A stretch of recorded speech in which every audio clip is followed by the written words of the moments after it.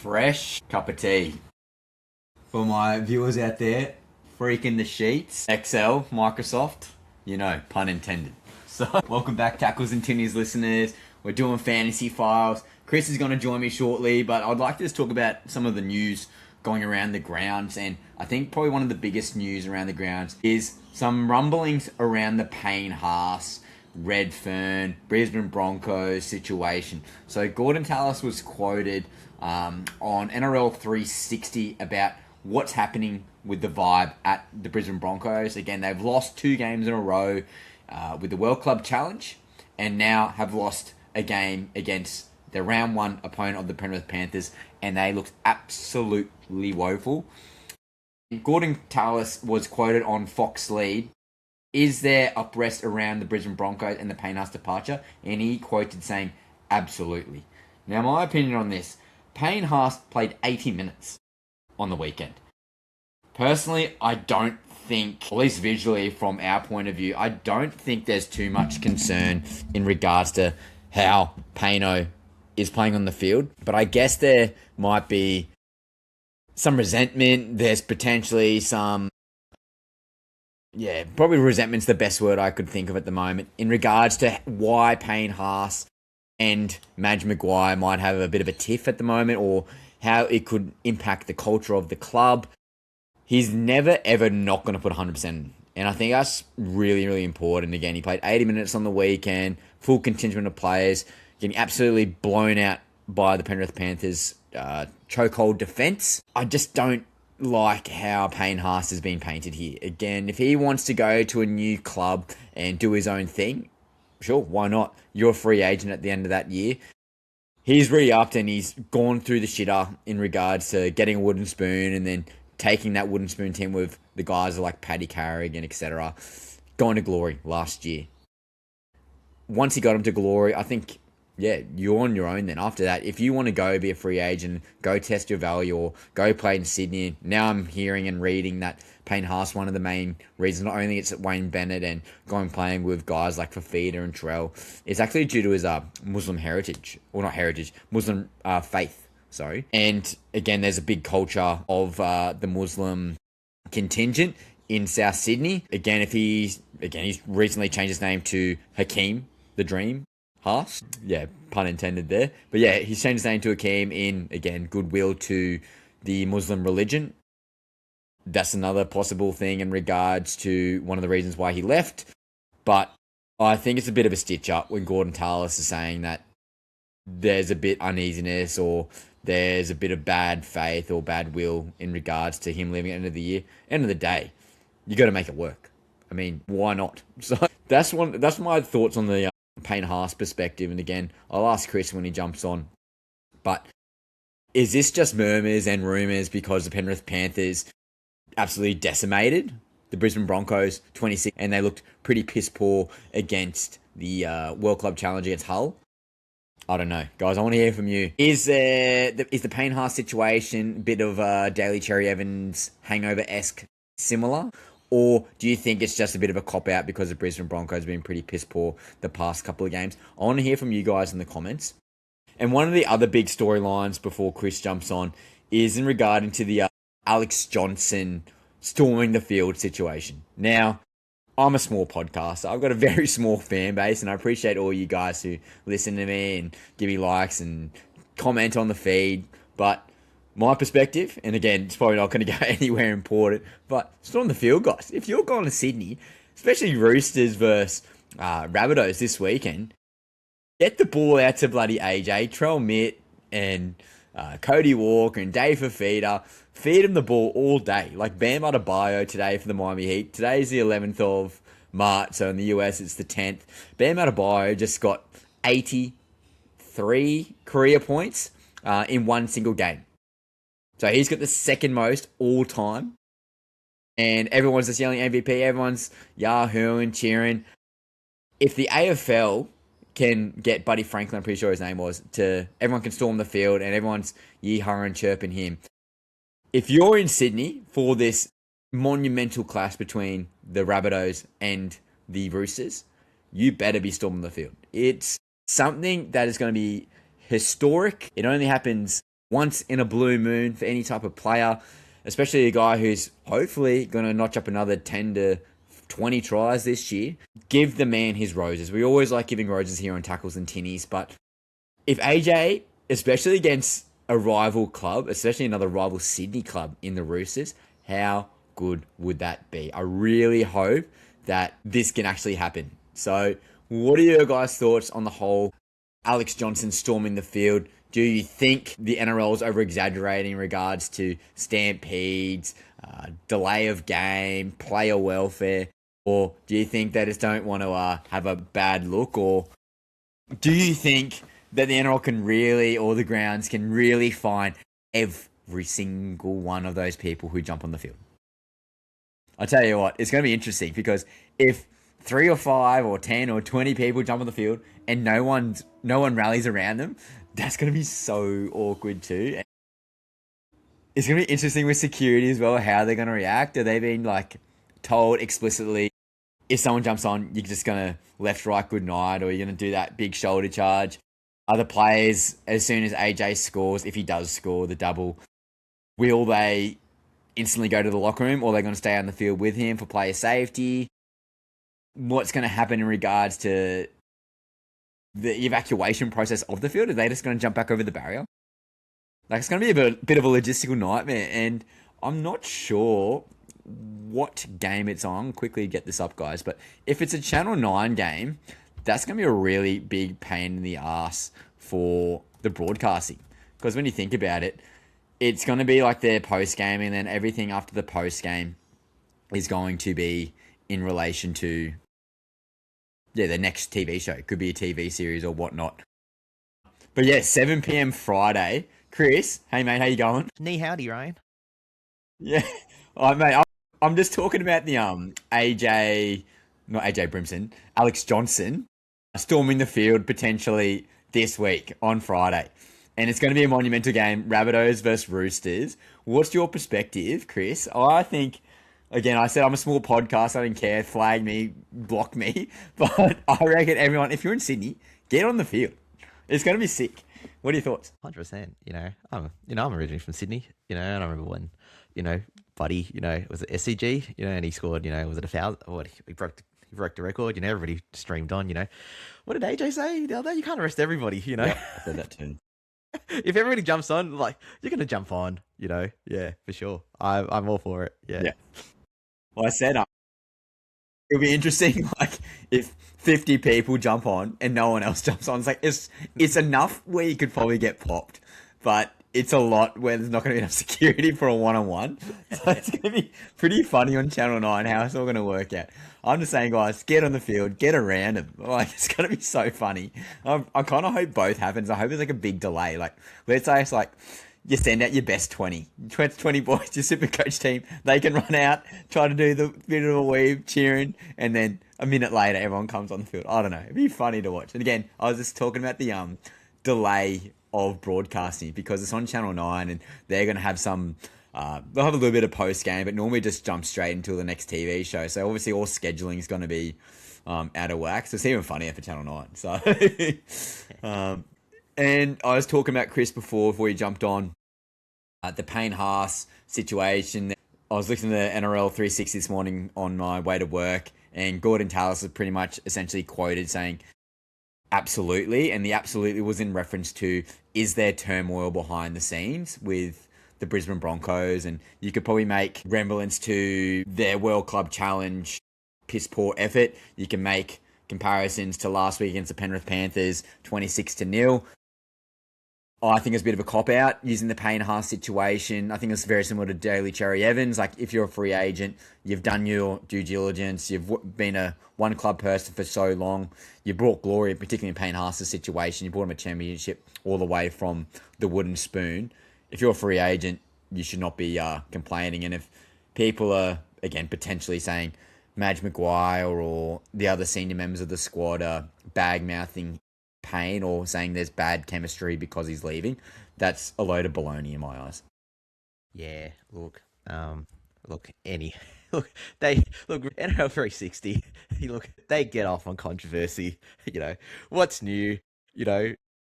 Brisbane in disarray, Lockie Galvin, it's what gets the people going. It's provocative. It's like, I'm not surprised at all. And so, yeah, we'll leave it at that. Yeah, that's my 2 cents. Yeah. Well, Chris, we're here for SuperCoach, and we want to give the people what they want. And I am going to... It's a caveat apology. Nicho Hynes, captaincy for Chris, popped off. On the caveat of Brayden bloody Trindle doing everything and Trindle giving him the ball off each one of those tries. Without Trindle, Nicho Hynes is washed. Still my nemesis. Tempted to get him in this week, but not really. I've got to give the roses to you because I said I was going to slander you, but congratulations, Chris. I'm eating my own words. Oh, look, no, I was very pleased that, Wet Hair Nico came out, last Saturday. I was pretty scared, I honestly thought about just chickening out and putting the C on Herbie Farnworth just because I just didn't want to hear it from you if if he didn't go off. But no, it was pretty good actually, and no, it would have been pretty good first week actually. Yeah, I scored 1355, and I kind of overall ranked about 17,000, which is pretty similar to where I was last year. And last year, as you know, you and I finished in the top 1K. So for anybody who kind of goes, I haven't had a great week, it's not an issue at all. It's just making sure that you rectify any issues you have. Really, yeah. That was a good bit with Nico, but the bad bit was like literally every other fullback scored big except for the one I bought, and that was Reece Walsh. Yeah, so yes, I will be rage trading this week. Not him, but some other people, for sure. Yeah. Well, Chris, you did slightly better than me, but I think consistency creates greatness because last year in round 1, I got 71,000 in my ranking, and this year I am ranked 63,000. So I'm ever so slightly improving, but it wasn't good, mate. The vibe wasn't there. I don't know what went wrong. I got 1,223. Structure, I feel like it was good. It's just like the sit starts killed me. The sit starts definitely killed me. Got locked in. I don't know what I was thinking. I was at Randall's house. I blame Randall. But yeah, Atkinson got looked in over Sanders. That's a 60-point swing. And then, yeah, obviously the Ponga loop worked out for me in huge dividends there. But guys like Setu 2 instead of Moses Leo, and then had guys like, I missed out on Noah Martin, didn't play Lasati. Some guys, I could have easily got up to 1,400 if I did it correctly. But there's definitely a lot of guys we need to talk about today, and I instantly got onto the group chat for the secret squad, and I was like, I'm raid trading. I'm back to my old ways. Like you were talking about cigarette addiction last week. I've got a boost addiction, and I need to feed it. So, Chris, I need you today to talk some logic into me and not be so emotional because I'm an emotional guy. So, I've currently made one trade, but I'm ready to pull the hammer. I was about to blow up just then. The volcano's about to erupt, but the boost is ready because round 3, when price change is about to be happening, I'm ready. I'm gonna have 450k in the bank potentially. Now, Chris, who are guys that we need to sell in your team or in general? Yeah, so let me just quickly get up my team. I won't screen share it or anything like that, but I just need to. Basically, my team didn't go too badly at all, if I'm being perfectly honest. Like, there wasn't huge issues, but I definitely got my cheapies wrong, really. Jacob Laban, the role for him just simply isn't there. And unfortunately, I think he needs to go. Jonah Pezzet, he seems a bit problematic as well for me. And then I have Dan Atkinson. Fun enough, again, like Dan Atkinson is also not a huge issue. The problem is that is because I bought Adam Dewey, and he's in week 1. And so I have this issue of Adam Dewey, Atkinson, and Nicho Hynes. And if I want to put anybody in my flex, any big premium in my flex, I've either got to get rid of Dewey, Nicho, or Atkinson. So it's a huge issue for me, actually. And I'm not really ready to make a move on it just yet. But yeah, I've got thoughts, and I've got a bit of hard thinking to do. In terms of what you said, in terms of people that we probably need to sell, really, to be honest, the only one I think would be, in terms of cheapies, would be Jacob Laban. Yeah. We should have known better, Chris. Like, it happens every single year. You see the green tick, like Chan. last year, even though Chan's popping off 2026. He's a new man. He's a new Chan. He's Jackie Chan. I just don't see the role, as you said, for Laban. But Chan's locked that in. But we always knew Halasima was coming off the bench. And Niokora is coming back. And then you got other guys could potentially be shifted out onto an edge. It's just very frustrating because hindsight's 2020. And if we knew Noah Martin was going to be an 80-minute role, and particularly with the instability and lack of security with Matty Nicholson, and Zach Hosking definitely being a middle and very big backup edge player, it's just frustrating because like we wasted a trade and we could have saved cash, and that 40 grand, 45k extra in the bank could have been the difference of getting like a Munster, or it could have been a difference of getting a slightly like maybe getting a Cameron Muddy instead of a Tino, and then we can get rid of Pezzet for a Cody Walker. Like there's so many different things. The 45k would have gone a long way, and it's pretty frustrating now we have to burn trades and we're in damage control. But again, we don't want to be too harsh too early, because again, some of these guys are very role dependent, but also Pezzet versus a dominant team in the who they play again, Melbourne Storm. That's always going to be a hard game. And then guys like Laban could have easily played, but Halasima seemed to play really, really well, so he got kept on the field. It's pretty frustrating. And like Daniel Atkinson versus a very good Bulldogs team who are very good defensively. I'm more high on Atkinson out of those three as a whole. I think he got 32 and he pretty much did jack all. So that's promising. What are your thoughts on that? Yeah, well, I mean, quickly to go back to Laban. I mean, when you asked me last week, what do we know about him? I just said, look, I don't know anything about him. I just know that Adam told me to go buy him. So I went, I'm just going to go buy him. I think it's also been just coupled by the fact as well that, like this, like pretty much this Cheapie class this year, it just, mate, they all just popped off. It feels very much like 2023, NBA, draft class of LeBron James, Dwayne Wade, Chris Bosh, and poor old, Jacob Laban is like, Darko Milicic, really, of the Cheapie class. But, yeah, like, it's like what you said, like, we should have known, honestly, they was going to split minutes with, like, a Halasima, Yeah. It was just, we were kind of praying, we just got on this hunch that, oh, look, Kurt Capewell, he's getting old. Surely he can't keep starting, surely, Leck is going to go play on the left and, Laban on the right, and we're all going to, benefit from it. It's just one of those ones that didn't work out.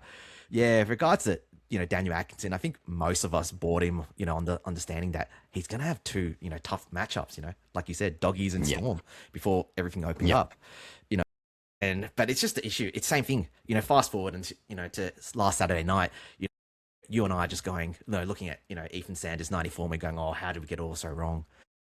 So, I'd encourage, most owners, this is very team dependent. Like, for example, if it needs to facilitate a trade, trade him. But, I'd really recommend that, you hold him, just watch him, because in Vegas, one of the issues was, one of the critiques was that he just made his tackles and all he did was just kick on the fifth. And, Flano said, hey, don't do anything difficult. Don't be fancy. It's hard to know that, when he's back in Australia, if the whole, is the role the same? If the role's the same, then yeah, fine. Move him on in round 3, trade him to Ethan Sanders. But the other thing is this, if Ethan Sanders, scores 30 this week and, Atkinson scores 60, that 60 is now in the rolling average for an extra week. And all of a sudden that 94 drops out from Sanders. I think it's a case of, has the role changed? And for Laban, it has. Atkinson, not so much. Yeah. I think, and again, the smaller fields never help, I think, attacking players. Like Ponga obviously was the exception, Fletcher Sharp was the exception, but everyone else didn't really pop off. So I think that's also important to note. And Ponga and Sharp are relatively established players. Atkinson didn't play at all last year in first grade, and he was 18th man for a lot of those games, so he wasn't even playing in Q Cup or New South Wales Cup, whatever it is. So he wasn't getting those reps in either. So I'm more confident in Atkinson against Melbourne. Do I play him against Melbourne? I wouldn't if I was you guys, just because they're Melbourne. But Melbourne are very leaky. They have been very leaky the past couple of years, and yeah, they've probably got a little bit more athletic with Chan and Lasardi out on the edges comparatively to, I guess, Bloor and Katoa, who are a bit more strength-based. But I'm not sure. I'm a bit rattled. I think Sanders, Oh, he's a gun. I literally said to you in the group chat, I literally watched a 5-minute highlight reel in New South Wales Cup from him last year, and I was like, happy, lock him in. I was annoyed that I got locked out Yeah. because again, that's a 60-point swing. Definitely more confident in Sanders. I wouldn't be trading Atkinson, and I was like raging in the group chat. Jake's like, I'm versing you in our local league. I'm getting Teo May, and I'm like, well, I can go get Nathan Cleary. So like, don't tempt me, bruh. Yeah, look, I mean, if you go think back just even to 2 years ago, when Atkinson played halfback for Cronulla when Nico was injured, and he played Melbourne, and he had that field goal that that won them the game as well. So, and he had a blinder that game, so he can play well, against anybody. Definitely. Sanders, yeah, if he has another great score next week, it's going to be hard not to buy him in round 3 for sure. Like, it just seems that his floor might be low 30s to 40s without even any attack at all with that goal kicking. It's just because I think my issue was, hey, Raiders have a tough start, tough draw, might struggle early in attack, especially as he adapts, as a rookie halfback. But it turns out all those fears were unfounded, and I think Canberra are going to be in the top 8 again for sure. Joe Chan, you also talked about. Apologies to him. I called him a bad buy last week, and I was totally wrong. 87 points, ran great lines. Like, it's one of those ones where in hindsight, you should have known. We should have known he's off. He's on Jerome Hughes' hip. Of course he's going to score a try. He just looked like ECAT out there. And I think for many people, if they haven't started with Lasati and Joe Chan, the question then is, oh, look, do we have to get both of them or do we get one of them? And it's really hard. I'd say to everybody, just you can watch another week. If you have to feel like you have to buy this week to facilitate a trade. Fully, I think Joe Chan, just because of the job security, I think you have to get him more so than Lasati. But Lasati also just, what did Lasati base? Lasati he had like... It was better, I think. He scored 88 and it's like 70. Like pretty much 70 in base, really. And I was like, when they start versing some of his more difficult teams, Joe Chan, he could score 30, and then Lasati, even if he's off the bench and he gets minutes taken away by Liero and Joe and even Sean Bloor, he might still average 50, just because of that base. Yeah. Just going into tackle. Yeah. Yeah. Yeah. I also want to keep talking about cheapies, mate, because again, some were popping off. I think a big one as well was pretty frustrating was you were mentioning the Sharks game earlier with Nico Hines popping off. I'll tell you what, Howe could have got bloody 130 himself. He missed 3 tries as a Titans loyal diehard member.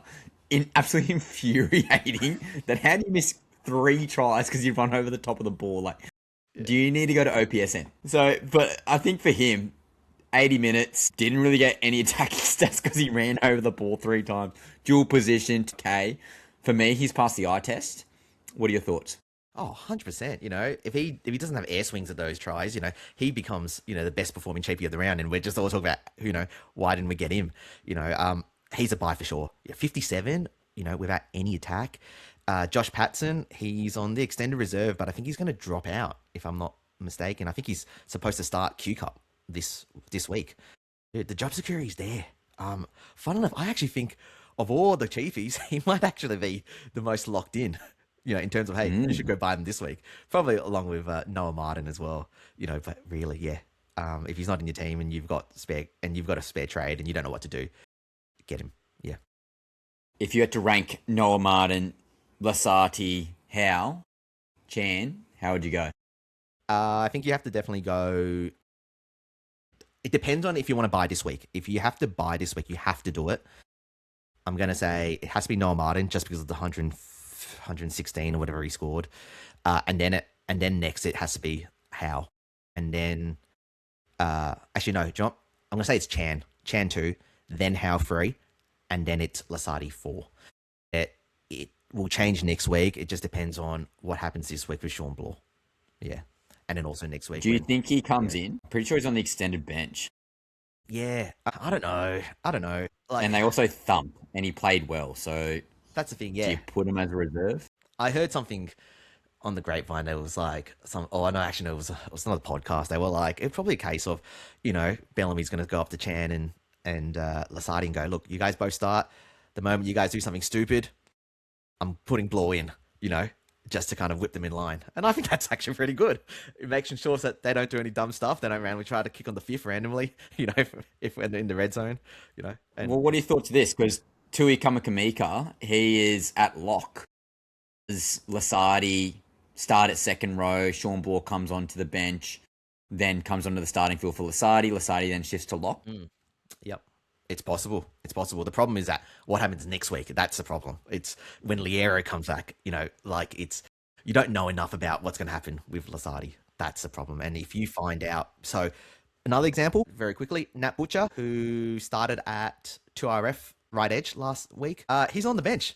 Sia Wong's come on, and people who probably saw that last week and went, mate, I'm definitely buying. He played 80 as well. He played good. He scored 70, 72. It was awesome. If that happens to Lasardi and drops off to the bench, and you see Joe Chan on the right edge and Bloor on the left and Liero at lock next week on TLT, you're going to be mad. Absolute mad ass. Yeah. So I think, yeah. I think if you have to buy somebody, I think Joe Chan, if you're going to, of the two. Yeah. Or just buy both of them and just be prepared to sell one of them and waste the trade. Yeah. And I think we can obviously agree Sanders over Atkinson in terms of halfback cheapie. Pezzet, give him another week. I don't want to go too premature on Pezzet. Give him another chance. But now the centre wing cheapies, and there's a lot. There's 5 off the top of my head I can think of because there's 5 on my screen, and I've got 5 in my team. But Leo, Gunn, Makasini starting at centre, worthy to note this week, not at the wing. Setu 2 was very good in Vegas. Tommy Chester and Farmani from the Gold Coast Titans. We haven't seen Makasini in first grade just yet. We obviously saw him in the trials. But if you had to pick 2 to start, who would you pick and why? This week, I'm definitely going to start Chester. He scored 61 in base, just doing nothing. 61 is a great score. If he this week they're playing, who are they playing? They're playing Tigers. Against, and he's going to be, funny enough, he's going to be up against Makasini, who looked a little bit, if you remember in the trials, I think he's great, Makasini, but when, he was great on offense, when he absolutely ran over Dylan Edwards, but for the first try that Penrith scored, when Cleary, looped the ball over to Brian Totten, he went scoring the try in the end. The reason why that happened was because Makasini got lost. He kind of just came in a little bit, didn't necessarily have to, and then he looked confused when it happened. So there's a very good chance that if it turned, that Chester scores big and also Makasini score big, both of them could score big just against each other. It just becomes a shootout. Like most Tigers and Cowboys games are. They're just point galore, really. But I would choose Chester, and truthfully, I'd probably choose. For safety, I'd probably choose Moses Leo. It's just Cheapie on a good team. Even though it's the Dragons aren't the Dargans. They were great, against Bulldogs, and really helped them out. But I would say that I'd say Chester 1, Moses 2, and then I'd go Makasini 3 for sure. I wouldn't be playing Sedu 2 or Famani this week. Actually, Famani could actually play as well. Who's he playing against? Oh, Finns. Dolphins. Should be better against Herbie and Cobbo. Cobbo. I can just imagine they're gonna just smash him at some point and just go, welcome to the NRL, that kind of thing. So it may not be great. Yeah, go Chester and Leo and Makasini. One of the two of the 3. Thoughts? Yeah, I got to go. First, I got to go Leo, Makasini, Chester because I've got Stephen Crichton on my bench. So good to note. But yeah, I wouldn't be playing Sedu 2. I chose the right ones for you. Yep. Yeah, but Dolphins, you've sort of convinced me. But yeah, no, if you started 5 cheapies as your structure, you're laughing because all of them look great. If you are somebody who's missed out on any of these cheapies, I would say that you can choose to get them all in if you want to this week. If you got nothing to do, 100%. Buy them. They're all going to have pretty good job security. The only one is Tom Chester, but my understanding is he's one at hand. Actually, yeah, the exception probably might be Tom Chester just because Labert, wait next week. But any of the other 4, yeah, go pick them up if you want this week, or you can pick them up. Tommy Chester does well this week. I think he's going to feel pretty rorted if he gets dropped the preceding week. So hopefully wheels up Tommy Chester. I think that's Cheapie chat pretty much done. I want to get into some guys with some. Or is I missing one? Yeah, I'm just going to quickly talk about a few more as well. Yeah, of course. Please. We talked about Noah Martin. Yeah, get him in this week if you can. Paseka, wheels up for him. He was 63 all in base and power, and Takiako's got a calf injury now. I think he's only out a week, so definitely. Tommy Flegler, 47 points in 43 minutes. Daniel Saifiti's still nowhere in the team. Max Plaff is back, but if he takes minutes off, he's more likely to take minutes off Brad Schneider at hooker at the moment. He'll probably be a slow burn until his minutes increase to 50, but, straight away, if he does, he's gonna be 50 plus for sure. Jesse Colquhoun, what did you think about Jesse Colquhoun, actually, Ryan? What do you think about owners? A lot of owners for sure. Yeah, plotter. There's too many other good options, man. Like we talked second rows. I think there's so many jewels out there in Mooney. If you have Tino, Couchman, there's plenty around. How I think you can probably get most of those guys in the front row have better attacking upside than plotters like Paseka, Colquhoun, and Flegler. The latter two, obviously Colquhoun, and obviously job security is not great with him. But thoughts? Yeah, I mean, there's not much you could do, was it? I mean, you can't really rack up tackles and and base when you put 50 against your opponents, and then your opponents also never have the ball, so you can't tackle them either. So yeah, but I think I agree with you. I think the minutes in the role isn't there. I think I agree with you. If you can trade him as part of like a 2 or 3 way trade this week, and if it facilitates a trade, like trade him down to to Noah Martin, they'll give you $80,000 just in free cash right there to do something else. So I think I would agree with you. But bad luck, Jesse Colquhoun owners. Yeah, bad luck. Yeah. It's just everybody. I think it's one more TP too, and he's a bit outside of mound because of Vegas. But Ryan Couchman, yes, thoughts? Yes, I think he's fine to buy if the only option you have, like for example, it's part of a boost or free way trade, and all you have is 240,000. You can't get to. Just have to be aware that he's still coming back from an ACL. And there's going to be lots of issues. He could lose his spot when Little returns. There's going to be weeks when his minutes are unreliable because Flanagan seems to often hold back some of his young ones. Like last year, I had Hamish Stewart, and in one of the presses, he talked about how sometimes I'm gonna go big, and sometimes I'm gonna just bench him for a little bit longer. And when I really needed Hamish Stewart, I think it was in one of the buys, Flano didn't put him on until the second half, and he scored 15 for me, and it was an absolute disaster. Yeah. So just be aware of that possibility. I would really wait until next week as well. And also Sedu too. Also, he's not going to go off with cramps in the 60th minute every game. I think. What about because you got Cooper Bye as well, another cheapie. I feel like he's getting held back ever so slightly as a very biased Titans fan. I feel like he should be starting very soon. If you've got Cooper Bye and you're looking to go sideways like a Ryan Couchman, I probably wouldn't. Would you agree? I would agree with that. I think. Yeah. I think you can do it, but not this week. It has to be next week. So, for example, if Cooper Bye also doesn't get big minutes this week, and Josh Hannay said that he's not going to give him minutes regardless, but that could change. If they get beaten again by 50, and Cooper Bye looks irresistible, you have to start him really. But the problem is 100%. That I think that you're better off in round 3 if he, again, if Nick this week he doesn't play big minutes, just sell him. You can get him back at a later date. It's just one of those ones that you gave it a go, it just didn't work out. Yeah, through no fault of your own. Yeah. And again, people had Laban like myself, people had Cooper Bye, some people had both. You're trying to minimize trades, guys, but if you can get away with it, I would hold Bye if your second row, front row structure is solid enough. But if you've got too much damage control, he's definitely a fade for a guy like Noah Martin's probably the most popular option for obvious reasons. I think that's most of the cheapies, Chris, or all the relevant ones anyway. You obviously got some mid-tier guys that we can talk about very shortly, but I want to talk about chasing break-evens. Now, we've got 2 guys at the top, well, 3 guys technically at the top. 2 of them play for the same team. One of them's the best player in the team, and that's Brayden Trindle. Now, do we chase points in a position that's desolate at the best of times? Trindle with 132 break even versus the Penrith Panthers, who are very stringent with their defense. I've been popping off in the group chat for weeks that Trindle's the man. All-star game last week. That's 2 games in a row.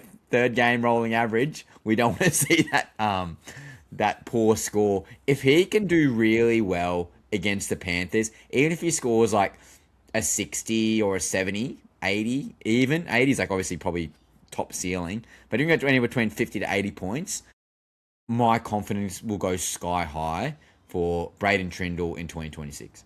Yep. In regards to Brayden Trindle, awesome NRL player. Two issues with him. You've named one of them. The first one is he plays Penrith this week. Like, it's going to be hard for him to score big. Like, historically, he's never been. Basically, he didn't have great base last week. So if he gets 0 attack this week, then he's going to score 20. Actually score 20. And it's going to be a huge issue.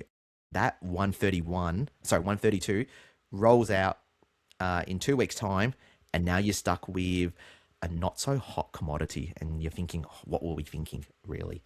One thing, a really good comment actually I noted, it was on the YouTube video when I was watching the SC Playbook podcast yesterday.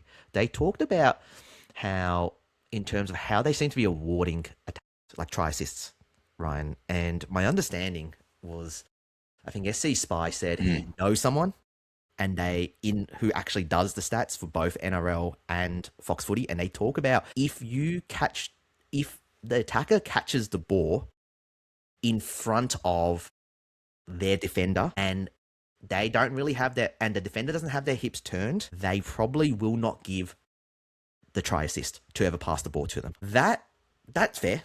But the issue is that there are some teams like to put, like some teams work their defense by hitting in heaps. And then there are certain teams, which I read on this comment, like such as the Bulldogs and Penrith, who they hold and they play man to man. So, for example, even if you get, for example, it was like last week with Billy Smith, when Sam Walker passed the ball to Billy Smith against New Zealand. Like, New Zealand didn't hit in. As a result, Sam Walker didn't get the try, even though Billy Smith got the try. And like, I would say that every day of the week, Sam Walker put Billy Smith into space, and therefore he scored. It just so happened that it just looked awesome. It looked like it was from 20 meters out. That's the only reason. Do you know what I'm saying? Like, and so what I'm saying is that, especially if you're going to be playing certain teams such as Penrith and Bulldogs and maybe New Zealand, now we're talking about New Zealand, like where they seem to hold off, then you might not get attacking points that you deserve. So against Penrith this week, I would say I wouldn't buy Trindle in. The other issue is just his history. He's never been a SuperCoach relevant player, really. And if he does really well against Penrith this week, I think you definitely buy him in next week for sure. It's worth it. You know, he's definitely gone a step up as well. That's the other thing as an NRL player. It surely has to translate a little bit in terms of points. 100%. And again, eye test, mate. I think it really sold me at the All-Star game when you're playing with a lot of good players. He was the guy. You had Jaden Campbell, you had Nico Hines, you had some other guns in the team who were very ball dominant as well. And he was the guy running the ship. I think that's a pretty clear indicator where his development has gone. And I've always been pretty high on Trindle. Again, I echo what you're saying in regards to not being so SuperCoach relevant. But hey, new year, new Trindle. I'd like to give him the benefit of the doubt. And for guys like myself who own Jackson Purdue, perfect downgrade. Watch and see. Obviously, he's definitely a watch, Trindle, this week. I don't want to pull the trigger on Cody Walker either. I'd want to watch him again. But if one of the two, or both, potentially even pop off and get 2 good scores, you could even go Purdue and Pezzet out next week and get both of them in.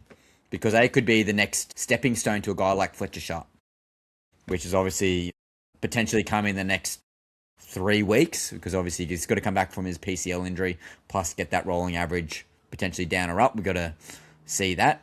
But I really like him. I think I'm scared with the Rabbitohs because too many guys on the left edge obviously proved dividends against a pretty woeful team that they played in regards to defense. But if you got Cody Walker, most people have Dave Fafita, most people have Latrell Mitchell. Muck that bloody trade up too. But Latrell Mitchell, you got 3 guys on the one edge. If they somehow get shut down, you are cooked. Like, very hard, because they're some of the best attacking players in each of their respective positions. But you're going to have a very bad week. And there's a fair bit of money in those three guys over the coming weeks as their price changes. That does concern me. And Nico Hines only 12% owned. So it's not like everyone has a Nico Hines in their team or a Cleary, whatever. A Trindle then bridges the gap. So then you could maybe then get a Cleary as a differentiation point. Or Sam Walker was pretty mid, as you were talking about, with some of those try assist new rules. He could be a guy that loses cash.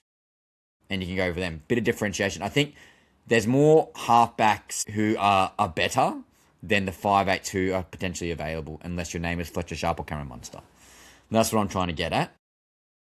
Yeah. Let's talk about Jackson Purdue. I really don't think he's a sell. Like, he plays... I agree. He plays Tigers 100%. this week, and then he plays the Titans next week. Like, if at any point, if he's ever going to score points, like, and also he was so close, I think, against Atlanta Knights a few times to scoring. He could have scored a double, honestly. And again, then we're talking about something completely different once again. It's just one game, guys. And a wider field. One games. Yeah.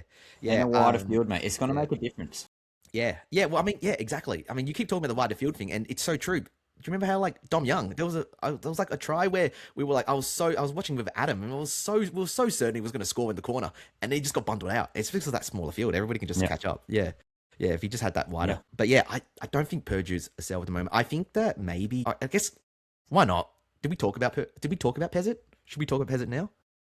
Like, yeah, let's go Pezzet. I like it. Funnily enough, like, I know he's technically a hold, but like, especially if you can hold until round 3, because the positive is that he plays then 5 games at CommBank. But he's going to need so much attacking stacks to be relevant. He had 17, and it was literally all in tackles, pretty much. And then historically, I look back at his previous seasons, he's never been much of a ball runner either. So he's not a ball running half. So he's got to get attack. I think that, I mean, I spent 2 weeks watching Pezzet. Sorry, actually last week watching Pezzet. Every time I clicked on your team, Adam's team, Andy's team, there he was with the 17, with the advantage, because he's going to be an A nightmare, man. I think that the faster you can get him out, I think if you have to get one of the two of them out, you get Pezzet out before you get Jackson Purdue out. And you just have to find somebody else to find the money to upgrade Pezzet, is what I think, honestly. Like, doesn't matter if it's Trindle, doesn't matter if it's Cody. I think the best way to do it is next week, whoever has the higher break even, just pick them. By the time next week happens, then you're versing Cody Walker, but Walker's then playing the Tigers. And if he goes big, he's definitely going to go big again. He's never scored well against Roosters. If he can score big against the Roosters, he can definitely score big against Tigers, and then it's worth putting him on the bye, even if you have a bye after. Oh, 100%. Yeah. But again, yeah, there's so many Rabbitohs relevant players. Like, people might have Jai Gray. Keon's a huge one. Cameron Murray. Chris, I knew he would be good. And he got bloody 72. I need to trust my gut next time. Story another day. But there's another guy on this list, and we're talking about break even, sort of, at the moment. But Tanner Boyd, what? 131 points out of nowhere. Tanner Boyd popping off. Where was this for the Gold Coast Titans? He must be got that Keeper Park connection with Dave Fafita or something, because something's working for him. For this team in particular, they've got so much athleticism and youth and enthusiasm amongst their whole entire team. For a guy who's pretty controlling and currently got the goal kicking, don't hate it. Scary to think that it could be a potential option after, again, watching this week. But Tanner Boyd, if he gets like another 70, I'll tell you what, Atkinson, if you don't do something, I might go Tanner Boyd. I'm like dead serious.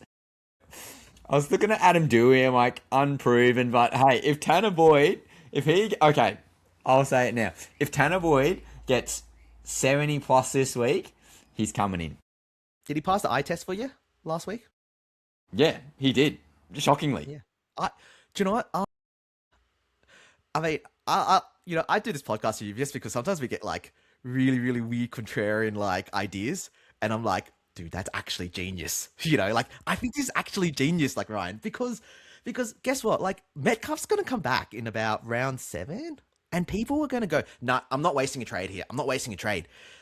And about goal kicking, if he's running like the way, he's what I want Nico to be, really. to run Yes. the ball, that's what I really want, and if he's doing everything like that, it's good enough that from Nico to be on my team, you should maybe, honestly, he could be like your way into the top 1K, really. Like we could be looking at round 7, he gets dropped and now nobody can get him anymore. And he's on like 750 to 800,000 and now you can sell him to Cleary or whoever you want and you make bulk cash and nobody can do it. Nobody can replicate it. Guess what his percentage ownership is without looking? 1%. Yeah. Pod. Yeah. He's the pottiest. Won't be that low if he pops off again, but I'm telling you what, mate, if he gets 70 plus, that's like 100 rolling average. Pretty good. So, yeah, no, look, seriously, like this, I'll think of it this way.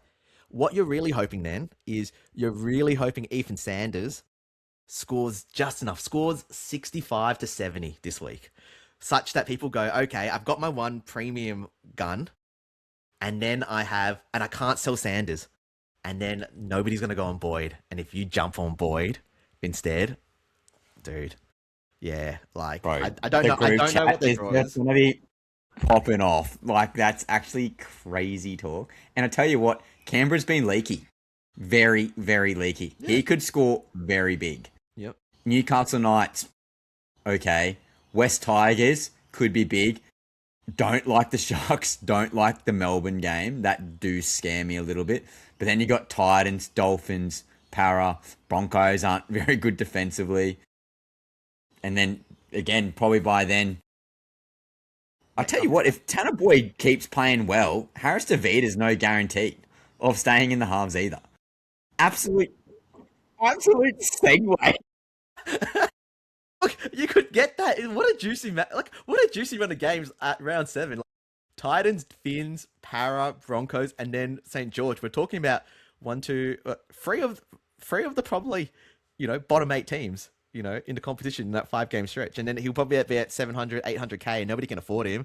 And it's just you and you're just laughing. It's like Dylan Edwards back in 2024 when he just went absolutely off 100. The only person who could afford him was Andy because he had him from like the start or something like that. And the rest of them are going, we've missed him. Crazy. That is enough Tanner Boyd chat.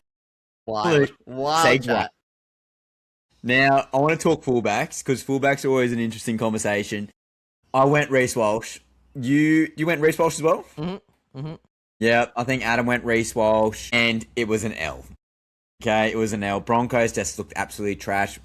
Walshy looked like he was trying in the second half. He was an absolute ghost in the first half. I swear he got like 2 minutes of TV time. That's how like unmotivated and not wanting the ball he looked like in the first half. And I did have a bit of, in the back of my head, bit of a head noise. I was like, I've got to trust my gut. Like, Walsh is going to do good. But people are going to be selling. He's going to be, or Broncos as a whole, they're going to be coming out absolutely red hot.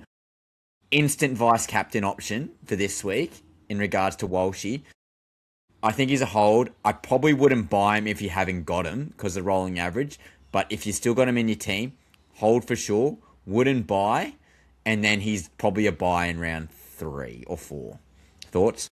Yeah, he was 10th in most traded out like last night. Like at some point, he's not anymore. He's out of it. But I was like to those people, I wanted just to do the Michael Jordan, stop, get some help, meme to them. But yeah, he could have got. Look, honestly, there was a pass where he could have got a try assist to Jordan Ricky, but Jordan Ricky dropped the ball, and there was one I think to Tony Staggs somewhere. I can't remember anymore. Where he could have just. He touched the ball like 0 times until like the 70th minute. Literally, he could have scored. He scored 34. He could have been on what's plus 40. He could have 74, doing nothing for only 10 minutes. Like seriously, yeah, dude, don't trade him. And that's what I'm waiting for. Put the VC on him. Like he needs to come out and come big, but just to punish non-owners really. Yeah, I think Ezra Mam starting as well. And that's when he started popping off too. When Ezra Mam actually got back into the team, he has a running companion next to him. I did hear that Ezra is nursing a little bit of a leg injury. I think it might have been quad or hamstring. But yeah, he's 100% starting. Madge Maguire's confirmed that. Yep. You don't need Hunt and you don't need Renault on at the same time. Yep. In the half. Yep. It doesn't work. Like, they're too old. You need some athleticism out there. And when you got strike galore on those edges with those centres and wingers, Walsh needs someone to create a little bit more space so then he can be the next guy running around for that sweeper. Ezra Mann does that in spades. And then, yeah, very frustrating. Payne Haas obviously tried, dodged the bullet with Paddy Carrigan in regards to Broncos relevant players, obviously talking fullbacks, but I'm just having a look and it's just annoying because annoying. But I want to talk fullbacks. But Suafa'Longo, fantastic. Should have trusted the gut. We knew. But to be fair, if you watch some of those Melbourne tries, pretty bloody lucky. Got a perfect bounce for the chip kick, got a nice support run play, and then even the other one, it was pretty lucky try. Like, they weren't something of him like creating shit out of nothing besides the chip and chase. A lot of caveats there. I did project him to probably average 75 points for the year, so he's definitely undervalued for sure. But don't be expecting 115, 116 every single week. Yeah, very quickly back to Reece Walsh. Yeah, for anybody who's got him, hold him. Have no fear. He's going to come out big. And then, more importantly, starting round 4, Finns, Titans, Cowboys, West Tigers, all in 4 games, bro. It's juicy. Doesn't matter. Don't even if he has a 200 break even next week, just keep him. Honestly, keep him. Don't sell him for Melbourne. You saw what he did against Melbourne in the grand final, guys. And the moment also, Facts. When, if Reynolds, hammies just feel a little bit tight, guess what? He just picks up the goal kicking too. Suafa'Longo, yeah, dude, he was on 21 at halftime and he was like on 50 at at 65 minutes, dude. World's biggest junk. World's biggest junk. That's all I can say. Yeah. Yeah, Suafa'Longo, fantastic. Tom Trbojevic coming back from the dead. Early days, and this is what we expected early Tom Trbojevic do with the early rounds because he's healthy. Is he back? Can I be honest? I couldn't watch the game because KO. I was stuck in the KO thing where literally I couldn't even log on. Yeah. But yes, 104, whatever it is. He's in my draft. And I can't resist Tommy. The only reason why I don't have him for this week is because the buy in round 3. Just pick him in round 4, honestly. Yeah. Don't hamstring yourself. Yep. Literally don't hamstring yourself. I thought he was good. I thought he wanted the ball. He looked like he wanted to run the ball as well because obviously he was doing a lot of distributing last year. Wheels up Tom Trbojevic.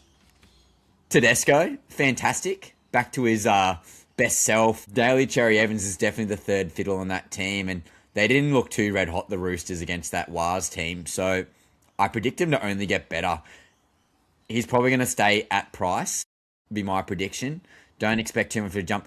A drop in price. Maybe drops down 800k, but I don't see him getting in the 700 realm. He's too involved, and there's too many attacking opportunities with Sammy Walker, and obviously you're going to get the hooker back in Reece Robson, and they're only going to look better from that. Yeah, wheels up. James Tedesco, thoughts? Yeah, I'm just going to come out and say it. Teddy's never going to age. He's never going to regress, and you and I, Ryan, are still going to be picking him in our SuperCoach team in 2040. Facts. Yeah, I think the biggest concern, what held most people back from Teddy was, again, hard draw. But he plays. Especially now that, we've had a week. He now plays Souths, Manly, Newcastle, and St. George in the next 6 games. Bunnies might be great. He plays Bunnies this week, but they still leak 30 to the Finns in the rain. And check out these last 4 scores against the Bunnies. 101, 131, 135, 140. So he averages a ton. He's a genuine VC captain option this week. And I think that if you buy him, I think you have to buy him this week because I think after this week, I think next week he plays, I can't remember who, but somebody hard. So, he honestly, once again, like Tanner Boyd, people might not want him and he could be your ticket to top 1K. Yep. Obviously, Scotty Drinkwater sort of talked about him last week, that rib cartilage injury. I probably would be selling if I was you. Huge break even at 790k. There's so many other guys who you can flex towards. You can even push up to a Reece Walsh. Yep, agreed. Nothing more to add. Yeah, I'd definitely be 100% selling Drinkwater. Disappointing with some other guys as well. I thought Keanu Keeney was very valiant in his efforts. Again, the rage in the group chat. He did nothing. Absolutely nothing. He got absolutely hammered every time he got the ball, and the Sharks are notoriously good at defending fullbacks. He got 59 points in a team that got decimated. You talk some sense into me. Keeney will be held. And he's still got better than his break even, which is also worthy to note. I would not be selling Kenny at 41%. You picked him for a reason. Jaden Campbell's going to be back soon. He's only going to get better from that. Titans can't be any worse, and they won't be versing such a dominant defensive team. Dolphins are pretty leaky at the best of times as well. Yep, 100%. To quote you, Ryan, last year, Shark Park or Ocean Protect Park is a graveyard for fullbacks. Nothing more needs to be said there, dude. 40 base and power, had a try assist, almost had a second one, I think. I can't remember when now. But he plays Finns, Cowboys, Dragons. Like, it's the same thing we talked about Tommy Chester, same thing we talked about Jackson Purdue. If he's going to find points, it's going to be these three teams. Keep him. Don't sell him. Yeah. Yeah. Is there any other fullbacks you want to talk about? Like Hammer was okay. I thought Dylan Edwards back to his best self as well. I thought he was very, very good in a Broncos team that they absolutely dominated. If he's going to have a very similar role what he had against the Broncos, could be an option, but at his price, don't overly love it. Thoughts on Edwards? Yeah, if you started with him, awesome. Yeah, it's just a hard draw once again. Everybody's popping off. Like, I don't know. I don't think you can choose him realistically, but yeah, I don't think he's going to keep going crazy. I think you just missed out on the number 2 most bought popular trade in this week, Kalen Ponga. Would you buy him, Ryan? Sorry, this week? Yeah, well, if I own him because I'm a awesome super coacher, but if I like him more with a Fletcher Sharp there. Sandon Smith, I don't know. If Sandon Smith wants to be more of a halfback and then Dylan Brown could be more of that Fletcher Sharp role that he was having because Dylan Brown's a very good ball runner in himself, I think Ponga will be better then. But if Ponga has to be the halfback and Sandon Smith has to be the Fletcher Sharp, no chance. Yeah. I also don't know if Ponga will keep kicking. That's another variable. Maybe it's a watch and see. I would say Ponga, due to the fact that Sandon Smith looks like he's going to be the backup anyway. I don't see him taking the kicking from Ponga, and Ponga kicked pretty well in Vegas, something to note. But Ponga, eye test at Vegas, looked very, very good. Yeah. So that's so frustrating, Ryan, because, like 2 weeks ago, I was like, I'm going to stay away. I just want to see how the foot injury is, how their spine attack is going. And, 2 weeks later, you're still telling me the same thing. Hey, just watch out. Like, if he scores 100, like, I'm thinking about boosting just getting him in, because if he scores 100, I'm just gonna quit the app, delete the app, man. Like, seriously, like, would you, if it took a boost to get him in, would you recommend listeners buy him?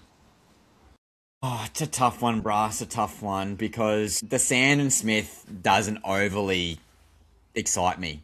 But if you look at that Knights team on paper, it's pretty bloody good, and there's strike all across the park. Dominant Young, hats off to him. Few roses as well. He got a fantastic score. He looks like a new man. 94 points. Looked very destructive again. He could have got even more points with that smaller field, as you made that I mentioned before with that tackle in the corner.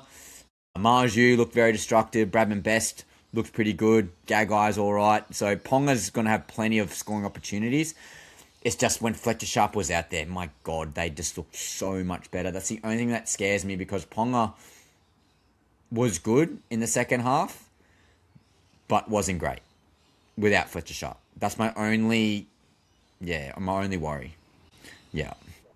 I want to talk about centers because I've got touch football in about 12 minutes on their leave, so I need to speed it up. So sorry, tackles and tinnies listeners.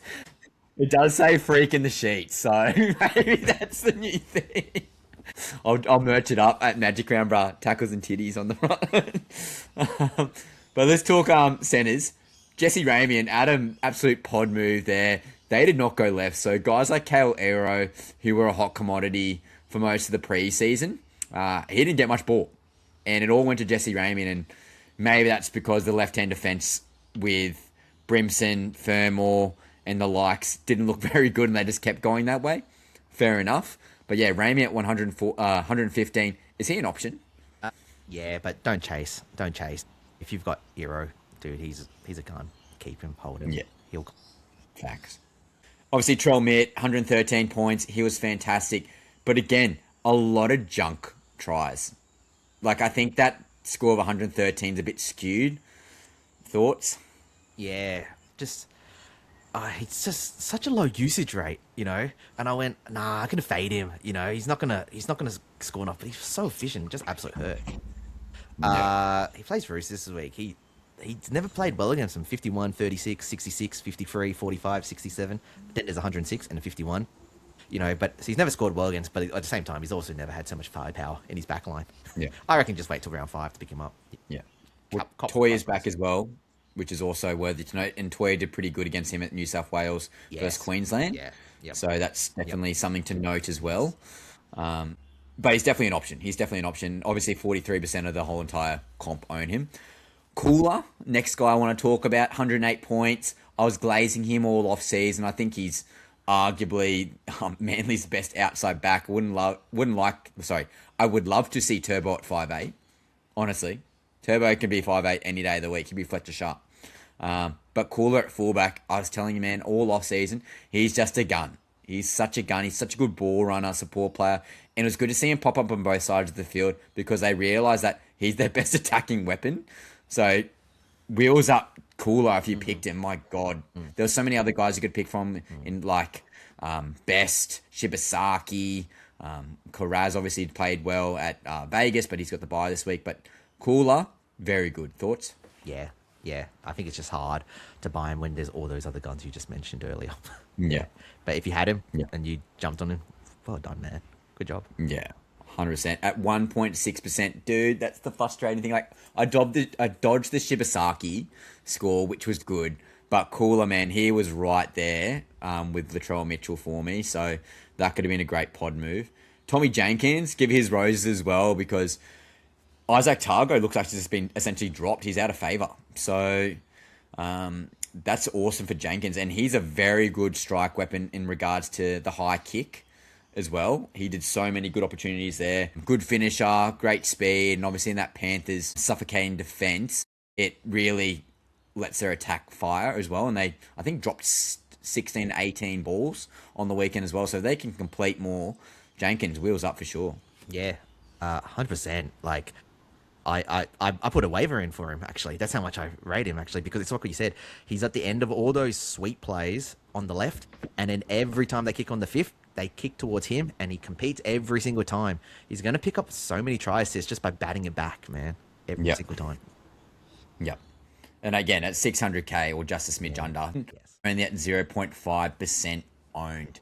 And again, a winning team. We've always talked about that last year as well, Chris, that we try to get good players on winning teams. Penrith Panthers are definitely going to be there and abouts. But yeah, Sharkies, they scare me a little bit. Maybe watch and see. Obviously, RTS, he's been very good. 90 points, a couple of tries. Could have got a couple more as well. Asako as well. He got 79 points. Two relevant guys from last year. Any thoughts on RTS or Asako? Yeah. Asako I'm always going to stay away from. Just because of that left-hand side. Finns always go left. Stay away from him. He'll go big at certain points. He'll score a hat-trick and he'll go 134, but then it's all those other weeks where he doesn't. It's not worth it. RTS. I said last week, I don't think you want him on the wing. I think you want him in the centre, but boy, was I wrong. Yeah. Well done if you jumped on him. Yeah. And I think that obviously the biggest guy to note is our boy Herbie Farnworth. Didn't do much. It was a very wet game, and he still got 75 points. Happy I got him. Obviously, he didn't play that great, but they're versing the Gold Coast Titans this week. So I think that's Faimani and Jojo Fafita. Yep. And Howe. Yep. Scary. For the Gold Coast, with Ilias there as well. If there was a triple captain option, I would put the triple captain on him. I'd play it. Yeah. Dude, it was awesome, man. I was like, oh, man, he's not doing anything. And then I was like, why did I buy him? It's all because of last year's trauma. And at the end, 70, whatever. That freaking junk try that I complained about every week last year on the pod. Bro, it's so good on this side of the this side of it. But it's just cheap junk points there. And man, Dolphins can't be any worse than they were last week. They have to be better.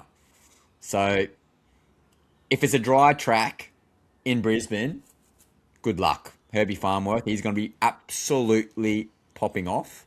Want to make a quick mention to the right edge of the Rabbitohs with Campbell Graham that also scares me as well because Jack Wyden actually played very well. Not Supercoach relevant, but gave Campbell Graham plenty of good ball and he finished. And tall body definitely could be a contention up for the high ball.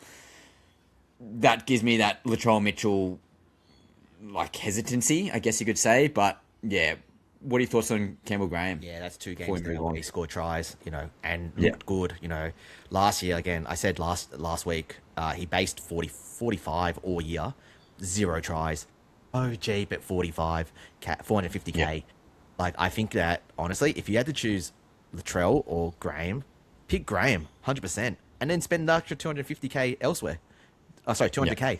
Somewhere, upgrade something else, yeah. Yeah, you want to hear my smoky pod in Love the it. centres? Tell me. Just to finish it up.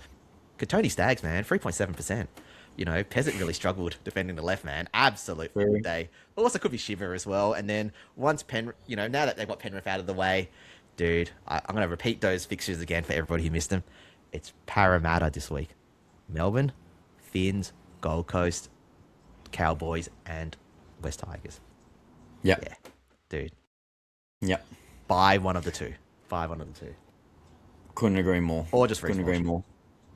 Or Reece Walsh. I want to quickly go through hookers before we have to wrap up the podcast, mate, because I forgot to mention I was doing some reading in the news, but they've changed. We didn't explicitly state this last week, I don't think, but they've changed the 6 again rule. So instead of being from the 40-metre line to the 40-metre line, so you got that 20 metres for the 6 again. Now they're doing for the 20-metre line to the 20-metre line. And now the ruck speed, it's gone from, I think, 5, 6 again calls per game to just over 8 per game. So that's significantly helping hookers who are quite athletic. Blake Blayley didn't do too much in regards to like breaking the line, but he's been sniffing the whole entire game. 82 points. Harry Grant, 2 tries, went off with cramp, thank God, because I faded him. Yeah, he got 94 points. Damien Cook, again, we talk about athleticism out of the hooker position, 105 points. Sam Verrill's got a try, but I'm not going to talk about him. But those top 3 boys, and I was pretty high on Damien Cook in the offseason, to be fair.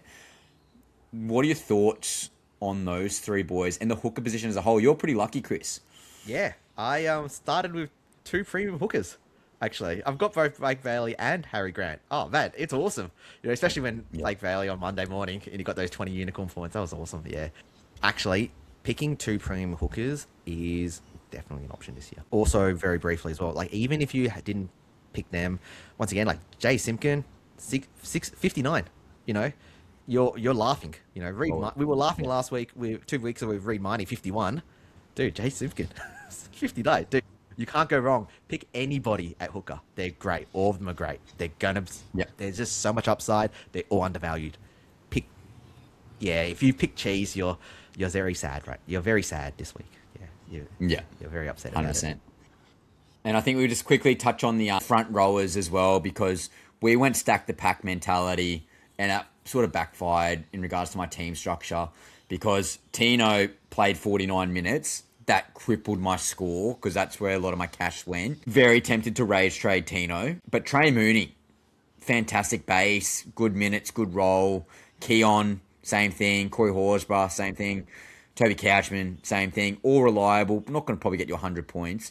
But Trey Mooney, only at 42% owned. If you haven't got him, get him in. He's 440k. Yep. Even Hopgood as well, 54 and 50 minutes, so Hopgood, much good base. Hold him. Yeah, actually, do you know what? I'm going to give the overall brief for this. Keep all of them, but you want to sell any forward in your flex spot, such as Tino or Carrigan. Yeah, these new 6 again rules are just driving up massive scores. It's going to benefit fullbacks and halfbacks, despite the stat changes. You can't justify a forward in the slot. That is, if you're thinking about selling a forward that underperformed last week, only sell them if they're in your flex spot. If they're not in your flex spot, keep them. Yeah, definitely for one more week. I think you've nailed that on the head, mate, because I was like, I'm rage trading Tino. I'm going to rage trade Isaiah, like 2 guys who've been pretty Supercoach relevant for many years now. But give them one more chance. But if they don't pop off, we've talked about all the second rower cheapies available. You can get a Chan, Noah Martin, Lasardi, whatever. And then all of a sudden you can go straight from a Daniel Atkinson to a Nico Hines, a Cleary, or whatever. or a Pezzet up to a Fletcher Sharp even. Like, that's another thing you could talk about.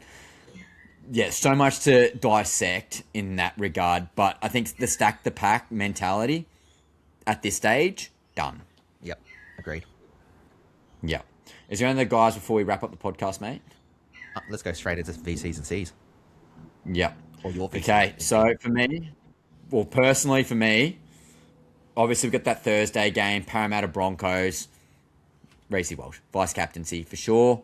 And then I've sort of talked myself out of it now because we just talked about it before, but Newcastle Knights Manly is an option with Ponga as the captaincy late in the round. But I think I'm going to go that Suncorp Stadium game. It should be dry track. Dolphins versus Titans. Captaincy on Herbie Farmworth. Lock it in, Ryan. We've got the same VC and C. You shouldn't have anything else, guys. They're just too juicy this week. Yeah. Do you have a loopable guy? Like, I got Stephen Crichton, for example. Yeah. I got enough. Ethan Roberts. Yeah. I knew it was worth it. I'm gonna have less team value, but I knew it was worth it. Yeah. Yeah.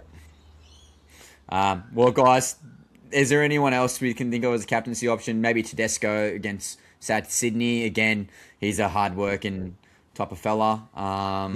Melbourne Storm against the Dargans could be a good VC option. Cleary against the Sharks, bro.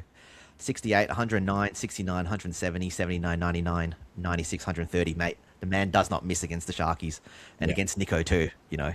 Yeah, and also Turbo against the Knights. That one scares me, and vice versa. Ponga versus Manly. Yeah, definitely. But yeah, if you're a Reece Walsh owner, 100% VC on him, and then either a Turbo, a Ponga, or a Herbie Farmworth, Teddy Tedesco as well. Yep, or Filongo as well. Plenty of vice captain Walsh, get him in your team. But I think Herbie Farmworth, guys, he's the man. He's gonna absolutely decimate my Gold Coast Titans. I'm ready for an onslaught. I'll be crying on one hand and then printing SuperCoach cash on the other. Yeah, happy SuperCoaching, everybody. Yeah, that's the podcast, guys. I got to go to TRL. I'm actually versing Gary, Jake, and Morgan. So Paul and I, we're gonna bully some kids tonight. This is what's gonna happen. I'm going to clip it up. I'm preempting this. You're done. So, enjoy your super coaching, guys. Bye.